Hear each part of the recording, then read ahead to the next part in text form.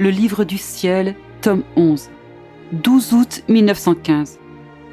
La guerre et la grande misère ne suffisent pas pour que les gens capitulent. Ils ont besoin d'être atteints dans leur propre chair.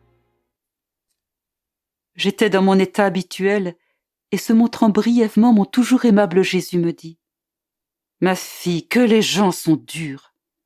Le fléau de la guerre ne suffit pas. La misère n'est pas assez grande pour qu'ils capitulent.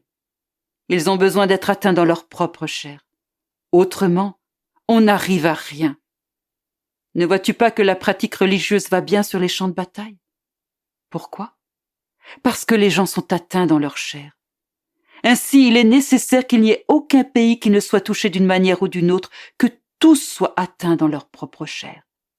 Ce n'est pas là une chose que je désire, mais leur dureté m'y force. » En disant cela, il pleurait. Je pleurais moi aussi, et je priais pour que les peuples se rendent sans qu'il y ait besoin de tuerie, et pour que tous soient sauvés. Il me dit : « Ma fille, tout se trouvera dans l'union de nos volontés. Ta volonté s'unira à ma volonté, et nous implorerons pour qu'il y ait suffisamment de grâce pour le salut des âmes. Ton amour s'unira au mien, tes désirs et tes battements de cœur s'uniront aux miens.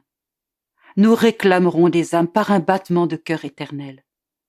Il se formera ainsi un filet autour de toi et moi, dans lequel nous serons comme tissés. Ce filet servira de rempart qui nous protégera de tout danger.